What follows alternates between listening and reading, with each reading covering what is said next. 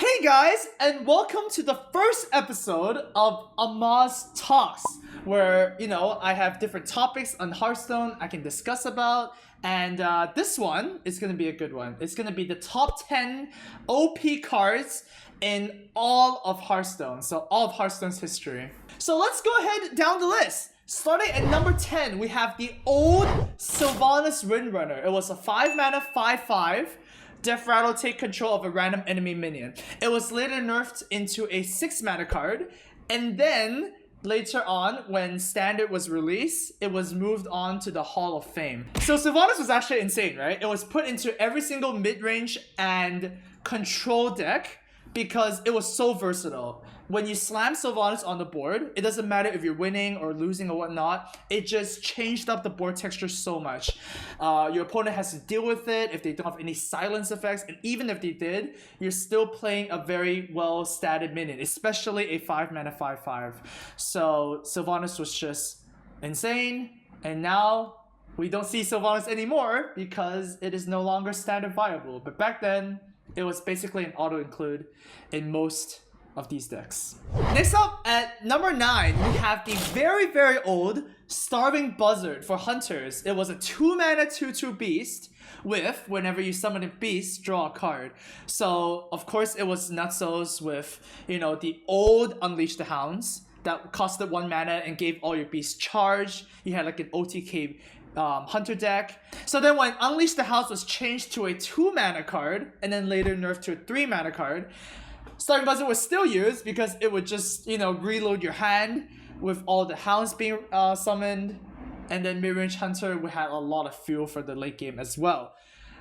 Starving Buzzard was nerfed to a 2 mana 2/1, and it was still played, and then finally it was just removed from the game because it turned to a 5 mana 3/2. So it was just extinct back then. So yeah, Starving Buzzard was definitely one of the most insane OTK Hunter and Mid-Range Hunter cards. Number 8 might be a very surprising one. It was an old Wrath. It didn't stick around for a while because it was nerfed, but back then, Wrath was a 2 mana card with choose one, deal 3 damage, or deal 1 damage and draw a card. And you might go like, okay, wait, so what changed? Well, the big difference with the old Wrath was that it can go face. Yep. Right? Like, going face was so important because dealing 3 damage to face was obviously really good to close out games. And the fact that you can also deal 1 damage and draw a card on an empty board means you can run through your deck faster. So Wrath was even more of an auto-include in Druid decks compared to now, where it can only target minions. Coming in at number 7 is a 7 mana 7/7 Illidan Stormrage. It's basically a War Golem, right? But then the effect was insane. It has a battle cry. Both players discard 3 cards and draw 3 cards. This was one of the only cards in Old Hearthstone that actually interacted with your opponent's hand. If you're playing against, any combo decks, then you basically discard all the combo pieces and you draw 3 cards. And the best way to use this was in an aggro or mid-range deck. So what you do was you play all your cards on curve, and then at turn 7, you have no more cards, right? So it was literally 7 mana 7/7, draw 3 cards for yourself. Better than Ancient of War. It was insane, and then it took only a small amount of time for Blizzard to just change this card outright to summon 2/1 Flames of Azeroth, right? But yeah, old Illidan Stormrage was definitely a cool legendary. Coming in at number 6, we have a 0 mana Soulfire. Deal 4 damage and discard a random card. This version of Soulfire was actually not changed until very late into Hearthstone. It was kept around for ages. This was an auto-include in all Warlock decks when it was 0 mana. It was good in Zoo because it was 0 mana deal 4. The Tempo Swing was insane, and it can also be used to close out games combined with Power of Overwhelming. It was used in Handlock as well, because the best thing Handlock could do was turn 4 Twilight Drake, Soulfire, or turn 4 Mountain Giant, Soulfire your 3-drop or whatever. And then it was basically GG from there.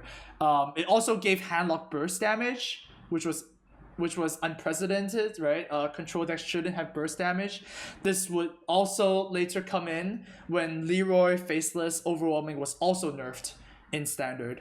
But yeah, Soulfire was pretty ridiculous. At number 5, we have the very old Blood Imp. It was a 1 mana 1/1 with stealth. And your other minions have +1 health as kind of like a passive, right? So old Blood Imp was basically ridiculous because when you dropped it, all your opponent's area of effect spell cards would basically be unplayable.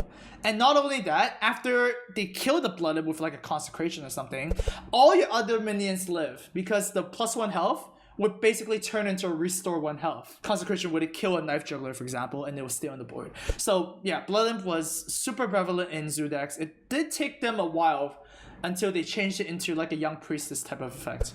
But I had no idea why Blood Imp was also a 1/1 on top of that. So yep, it was basically an auto-include in Zoo decks, and then it made your board insane, and then it just, you know, got a lot of board presence.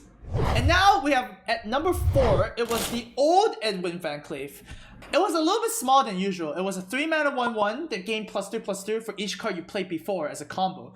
But for the price of being 1/1 smaller, you actually got a stealth attached to Vancleef. So not only is it even better than Conceal, because Conceal was stealth until next turn, right? Vancleef can just stay on the board and just attack whenever it wanted. So back then, you still had Conceal at 0 mana, and then you still had Backstab at 0, Preparation at 0, Shadow Step at 0. So yeah, Vancleef was basically ridiculous. Coming in at number 3 is the 0 mana spell card for warriors. It's called Charge, and it literally just gives a friendly minion charge for no cost at all. So there are 2 decks that use this really, really well. The first deck was the Alexstrasza OTK. So back then, warriors would play a Gorehowl in turn 7, and then at turn 9, they would Alexstrasza their opponents, which back then Alexstrasza also destroyed all your opponent's armor, by the way. So they'll be at 15. And then you play Charge on your Alexstrasza, which dealt 8 damage, and then you Gorehowl to finish for 7. It was actually just a pure OTK, right? Set them to 15, 8 + 7 = 15, you're dead. So that was the first deck that actually used this card really, really well. The second deck that used this was a Molten Giant OTK, right? Where the warrior would try to get below 10 health, because back then Molten Giant was also 20 mana. So then it would Molten Giant, they would charge it, they would faceless it, and they would faceless it, and then they would punch face, and then they would die. And also combined with Gorehowl as well for the extra 7, right?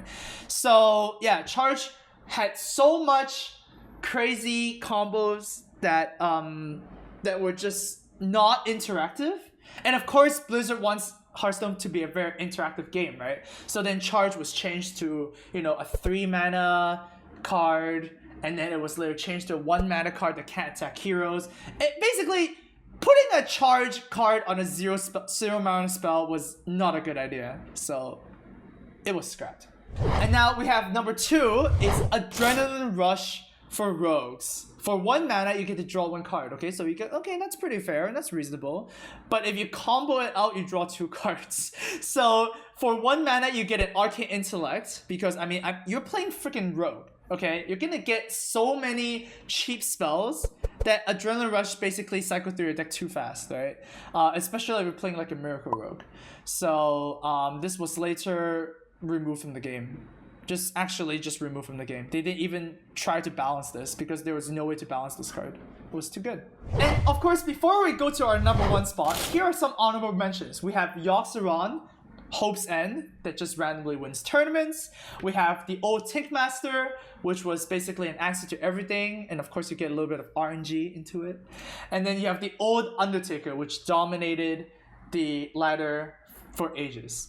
But none of those cards compared to this number 1 slot, Warsong Commander. It was a 3 mana 2/3 with give all your minions charge effectively, right? So it doesn't matter what the minions were. If they could be Molten Giants, and then they could go face. They could be Patrons, and then they would just go crazy and go face. Warsong Commander was insane. The first version was nerfed in vanilla, where, you know, the OTK deck was too insane, so then they made it 3 attack or less, but then it still worked with Grim Patron, which was later released in Blackrock Mountain. So then they had to fix that, and then it turned into your charge minions gain +1 attack. So it was effectively removed from the game. So lesson learned, Blizzard. Never make a minion that gives everything charge. It might break the game. So that was the first video of the Amaz Talks series. Hope you enjoyed this top 10 list of the most OP cards in Hearthstone. Let me know if you agree with my list or if you think I missed out on any cards that were really, really good. And you guys can look forward to more videos like these where I just go over, Hearthstone facts. Thank you so much for watching, and I will see you guys in the next one.